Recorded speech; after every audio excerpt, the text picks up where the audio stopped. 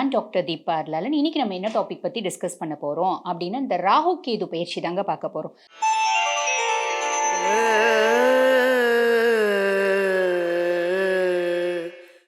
கன்னி ராசி அன்பர்கள். பொதுவா கன்னி ராசி அன்பர்கள பத்தி சொல்லணும் அப்படின்னா, புதன் ஆதிக்கம் பெற்ற ஒரு பெர்சனாலிட்டீஸ். அதாவது புதன் உச்சமடையக்கூடிய ஒரு பெர்சனாலிட்டீஸ் அப்படின்னு சொல்லலாம். ஆக இந்த கன்னி புதன் உச்சம் அப்படின்றதுனால ரொம்ப தேவையில்லாம கச்ச கச்ச கச்ச கச்சன்னு பேச மாட்டாங்க. அட் த சேம் டைம் வந்து பாருங்க, பேசுனா ரொம்ப கரெக்ட்டா பேசுவாங்க அப்படின்னு சொல்லலாம். வெரி குட் அப்சர்வர்ஸ் அப்படின்லாம். நெறைய கன்னி ராசி அன்பர்கள் அவங்களோட அப்சர்விங் பவர் வந்து ரொம்ப ஜாஸ்தி இருக்கிறதுனால என்ன அப்படின்னா, நெறைய வந்து பாருங்க இந்த டிடெக்டிவ் ஃபீல்டு, இந்த கிரைம் சீன நரேட் பண்றது, இந்த சிபிசிஐடி ஆஃபீசர்ஸ், இன்வெஸ்டிகேஷன் ஆஃபீசர்ஸ் இந்த மாதிரி இருப்பாங்க. அதுக்கும் மேல கன்னி, இயல், இசை, நாடகம் இதுலயும் இருப்பாங்க அப்படின்னு வச்சுக்கோங்களேன். அப்படிப்பட்ட கன்னி ராசி அன்பர்கள் உங்களுக்கு இந்த ராகு கேது பயிற்சி வந்து பாருங்க, ராகு பகவான் 6ஆம் பாவத்திலயும், கேது பகவான் 12ஆம் பாவத்திலயும் போறாரு. 12ல கேது இருந்தா பொதுவா ஒரு விஷயம் சொல்லுவாங்க. 12ல கேது இருந்தா அது வந்து மோட்சஸ்தானம் அப்படின்றதுனால பொதுவா 12ல கேது இருந்தா, அவங்களுக்கு இது கடைசி பொறப்பு அப்படின்னு பொதுவா நெறைய ஜோதிடர்கள் சொல்றது உண்டுங்க. ஆனா 12ல கேது இருந்தா மட்டும் அது கடைசி பொறப்பு அப்படின்னு சொல்ல முடியாதுங்க. லக்னத்துல குரு இருக்கணும். இல்லன்னா வந்து பார்த்தீங்கன்னா, லக்னத்த குரு பார்க்கணும். அப்ப 12ல கேது இருந்தா, அது வந்து பார்த்தீங்கன்னா, நம்மளுக்கு கடைசி பொறப்பு அப்படின்னு சொல்லலாம். ஆனா, நம்ம வந்து பாருங்க 12ல கேது இருந்து, சனி பார்த்து, அவர வந்து சனி பார்க்குறாரு அப்படின்னா, அந்த அந்த பெர்சனாலிட்டீஸ் வந்து இறந்த பின்னாடி உடனடியா பிறப்பு எடுப்பாங்க அப்படின்ற விஷயமும் இருக்கு. ஆக 12ல கேது அவரு சனி பார்க்குறாரு அப்படின்னா, அது கடைசி பொறப்பு கிடையாது. அவங்க உடனடியா மறுபிறவி அப்படின்னு எடுப்பாங்க அப்படின்னு ஒண்ணு சொல்றது உண்டு. அதே மாரிங்க 12ஆம் பாவத்தில கேது இருக்கு அப்படின்போது, உங்களோட வாழ்க்கை துணை உங்கள பெருசா கவனிக்க மாட்டாங்க. உங்க மேல ரொம்ப ஈர்ப்பு அவங்களுக்கு இருக்காது. உங்கள வந்து பார்த்தீங்கன்னா, ரொம்ப கன்சர்ன்டா அவங்களுக்கு வந்து பார்த்தீங்கன்னா, பெருசா உங்க மேல அஃபெக்ஷன் இருக்காது. அப்படின்னும் சொல்லுவாங்க. அதே மாரி பாருங்க, ஹஸ்பண்ட் ஒய்ஃப் கான்ஃப்ளிக்ட்ஸ் அப்படின்றது நெறைய ஆகும் அப்படின்னும் சொல்லுவாங்க. லவ் வந்து எப்பயுமே கிடைக்காது. அதாவது லவ் நாட் ஃபார் எவர் அப்படின்னு சொல்லலாம். அதாவது என்னைக்குமே எனக்கு கிடைக்காதது என்ன அப்படின்னா லவ். இந்த 12ல வந்து கேது வருது அப்படின்னா, அந்த மாரி ஜாதகத்துல இருக்கு அப்படின்னாலும் இதே பலன்கள் தான். ஜாதகத்துல ஒருத்தவங்களுக்கு சுயஸ்தானத்துல அதாவது சுய ஜாதகத்துல 12ல கேது இருக்கு அப்படின்னா, அவங்க அன்புக்காக ஏங்குவாங்க. மனைவியினோட அன்புக்காக கிடைக்காது. இப்போ உங்களுக்கு 12ல கேது போயிருக்கிறதுனால, அந்த மாரி ஒரு சிச்சுவேஷன் கிரியேட் ஆவும் அப்படின்னு சொல்லலாம். சரிங்களா?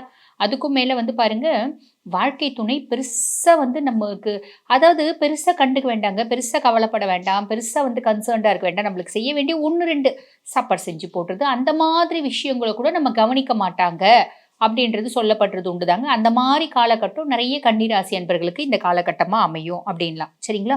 அதிகமா வந்து பார்த்தீங்கன்னா, உணர்ச்சி வசப்படுவீங்க நீங்களே. இதெல்லாம் பார்த்து அதிகமா டென்ஷன் ஆவீங்க. அதிகமா வந்து பார்த்தீங்கன்னா, "என்னடா வாழ்க்கை!" அப்படின்ற மாரி வாழ்க்கைய வந்து ஒரு விட்டேத்தியா நெனைப்பீங்க. ஏன்னா, ரொம்ப அஃபெக்ஷன எதிர்பார்க்குறீங்க அப்படின்னா இதெல்லாம் நடக்கும். இல்லைங்க, நானே பெருசா எங்க ஒய்ஃப் கிட்ட பெருசா எதிர்பார்க்கறது இல்லைங்க. நானே எங்க ஹஸ்பண்ட் கிட்ட பெருசா எதிர்பார்க்கறது இல்ல அப்படின்னா, இதெல்லாம் வந்து நம்மளுக்கு ஒரு பெரிய விஷயமாவே தெரியாது. ஆக 12ல கேது வர்றது, இந்த மாரி காம்ப்ளிகேஷன்ஸ ஏற்படுத்தும் அப்படின்னு சொல்லலாம். அதே மாதிரி பாருங்க 12ல கேது வரும்போது, நம்மளுக்கு ஆன்மீகத்தில நாட்டம் அப்படின்றது இருக்கும். நம்மளுக்கு இந்த மந்திர ஜபம் செய்யறது, இறை வழிபாடு பண்றது, தீர்த்த யாத்திரை போற மாதிரி, இந்த மாரி ஆன்மீகத்தில நாட்டம் அப்படின்றது கண்டிப்பா வரதாங்க செய்யும். சரிங்களா? சரி. 12ல கேது வருது. ஃபேமிலில ஹஸ்பண்ட் ஒய்ஃப்குள்ள ஒரு சின்ன இம்பாக்ட் ஏற்படுத்தும். அவ்வளதான். மத்தபடி வந்து பாருங்க, உங்களுக்கு தொழில் செய்றீங்க அப்டின்னா, தொழில்ல பெருசா முடக்கம். தொழில்ல வந்து பார்த்தீங்கன்னா, ஒரு முன்னேற்றம் இல்லாத தனம் அப்டிலாம் ஏற்படுத்தாது. தொழில் வந்து நல்லாவே இருக்கும். ஆஸ் யூசுவல் உங்க தொழில் வந்து இது வந்து கையே வைக்காது அப்டின்னு சொல்லலாம். நீங்க பாட்டுன்னு உங்க வேலைய செய்யலாம். நீங்க பாட்டுன்னு உங்க வொர்க் ஓடலாம். என்ன கண்டக சனி கொஞ்சம் இது ஏற்படுத்துவார். அவரும் தொழில்ல கெடுக்க மாட்டார். அவர் வந்து பாருங்க பிரயாணம், அதுக்கப்புறம் வந்து பார்த்தீங்கன்னா, அதாவது பயணம், ஆரோக்கியம் 2த்துல தான் அவர் கை வைப்பார். ஆக உங்க தொழில்ல பெருசா முடக்கம், தொழில்ல ஹிண்ட்ரன்ஸ் அதெல்லாம் எந்த கிரகமும் பண்ணல அப்படின்னு சொல்லிக்கலாம். நெக்ஸ்ட் வந்து பாருங்க, இப்ப இந்த கேது 12 அப்படின்றது நம்ம பரிகாரம் சொல்ல தானே செய்வோம். அந்த விதத்துல வந்து பாருங்க, என்ன பரிகாரம் சொல்லலாம் அப்படின்னா, கேது 12 இருக்கு அப்படின்னும்போது சிவ பஞ்சாக்ஷரம். நம சிவாய, நம சிவாய, நம சிவாய இந்த மந்திரத்த தினம்தோறும் 108 முறை பாராயணம் பண்ணுங்க. அட எங்களால 108 முறைலாம் பண்ண முடியாதுங்க அப்படின்னா, ஒரு 51 முறையாவது நீங்க பாராயணம் பண்ணுங்க. அதீத நற்பலன்கள் அப்படின்றது கிடைக்கும். அதுக்கு மேல இன்னும் கொஞ்சம் எளிமையான பரிகாரம் சொல்லுங்க அப்படின்னா, பாலு, சர்க்கரை இந்த பால் கொஞ்சம் ஒரு 1 லிட்டர் பால் வாங்கிக்கணும். ஓடுற தண்ணீல விடணும். சர்க்கரை ஒரு 1 கிலோ சர்க்கரை வாங்கி ஓடுற தண்ணீல விடணும். சரிங்களா? அதே மாரி நீல நிற ஆடைகளை மத்தவர்களுக்கு, ஏழை எளியவர்களுக்கு தானம் பண்ணணும். நிறைய இல்லைங்க. சும்மா ஒரு ஒரு 2 ட்ரெஸ் ப்ளூ கலர் வாங்கி மத்தவங்களுக்கு தானம் பண்ணுங்க. அது வந்து பாருங்க உயர்ந்த பலன குடுக்கும். இந்த கேது வந்து அமைதிப்படுத்தும். சரிங்களா? அடுத்து ராகு பகவான். ராகு பகவான் 6ஆம் பாவம். ருண, ரோக, சத்ருஸ்தானத்துல ராகு பகவான். இந்த ருண, ரோக, சத்ருஸ்தானத்துல ராகு பகவான் இருக்கிறதுனால என்ன பண்ணுவீங்க அப்படின்னா, இது வந்து பொதுவா பாபர் 6ஆம் பாவத்துல இருக்கிறது ஒரு பெரிய பிளஸ் அப்படின்னு சொல்லலாம். நம்மளுக்கு எதிரிகளை வெற்றி கொள்ளக்கூடிய காலம். நாங்க எதுவுமே பண்ணலைங்க. அவங்களா பெருசா எதிரி ஆயிட்டாங்க. அவங்களா எங்ககிட்ட பிரச்சனை பண்ணிட்டு இருக்காங்க. அவங்களா எங்க கூட சண்டை போட்டுட்டு இருக்காங்க. அவங்களா எங்களுக்கு நிம்மதி இல்லாம பண்றாங்க. இப்படின்லாம் சொல்றாங்க பார்த்தீங்களா? அந்த மாதிரி எதிரிகள் இருந்தா அவங்கள நீங்க வெற்றி கொள்ளக்கூடிய காலம் அப்படின்னு சொல்லலாம். அவங்க பாட்டுக்கு கப்சிப்புன்னு போயிடுவாங்க. உங்க விஷயத்துல தலையிட மாட்டாங்க அப்படின்னு சொல்லலாம். ஆ அதே மாதிரி பாருங்க, நம்ம அத்தை, அதே மாரி தாய் வழி மாமா, இவங்க கூடலாம் வந்து பார்த்தீங்கன்னா, மகிழ்ச்சியா இருக்கணும் நம்ம. அவங்க கூடலாம் மனஸ்தாபம் ஏற்படுறதுக்கான வாய்ப்பு உண்டு. அவங்க கூட இருக்க அந்யோன்யம் அப்படின்னு குறையறதுக்கான வாய்ப்பு உண்டு. பட் இருந்தாலும் அந்த வாய்ப்ப நீங்க ஏற்படுத்திக்காதீங்க. அவங்களா விலகி போனா கூட கொஞ்சம் வந்து அவங்க கூட பழக பாருங்க. ஏன்னா, பொதுவா ராகு, கேதுலாம் உறவு வந்து அப்படியே ஒட்டி வச்சுக்கணும் அப்படின்னு விருப்பப்படுவாங்க. முக்கியமா 6ஆம் பாவ ராகு அதை ஏற்படுத்துவார். அப்படி நம்ம விலகி வந்தோம் அப்படின்னா, அதனால சம் சார்ட் ஆஃப் காம்ப்ளிகேஷன்ஸ் வரும். என்னன்னா என்ன அந்த மாரி வச்சுக்கோங்க. சரிங்களா? அதே மாதிரி பாருங்க, விரும்பத்தகாத நண்பர்களுடன் தொடர்பு அப்படின்றது வரத்துக்கு வாய்ப்பு உண்டு. நம்ம என்னவோ பழகும்போது நல்லவங்க அப்படின்னு நினைச்சு தான் பழகுவோம்.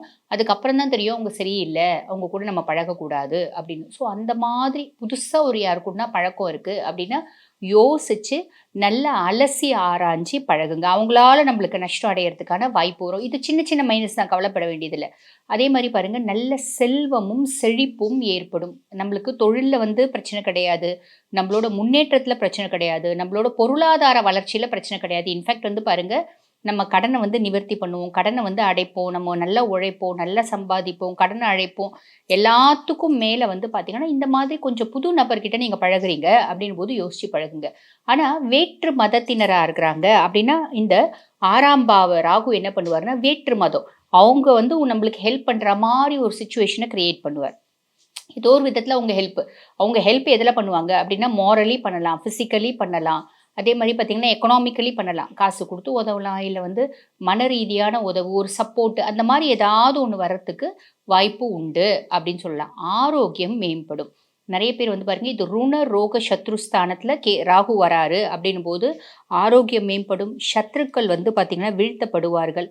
அதே மாரி நோய்கள் வந்து குறையும். ஆ அதே மாதிரி பார்த்தீங்கன்னா கடன நம்ம நல்ல பெரிய அளவுல அடைக்கிறதுக்கு ஹெல்ப் பண்ணுவாரு அப்படின்னு சொல்லலாம். இதெல்லாம் வந்து பாருங்க ராகுனோட பாசிட்டிவ் இம்பேக்ட். நெகட்டிவ் இம்பேக்ட் என்ன அப்படின்னா, ஒரு இனம் புரியாத ஒரு தொடர்பு. அந்த தொடர்புனால ஒரு மன வருத்தம் வரத்துக்கும் வாய்ப்பு உண்டு.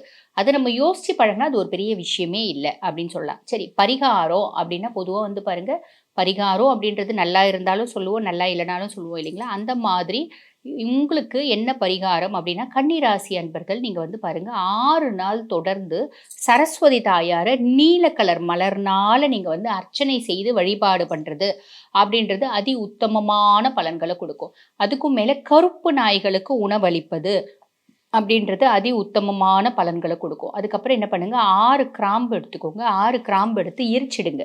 உங்களோட மன வேண்டுதல் என்ன? அத எரிச்சுட்டு அந்த சாம்பல் இருக்கு பார்த்தீங்களா, அத ஓடும் தண்ணீல போடணும்.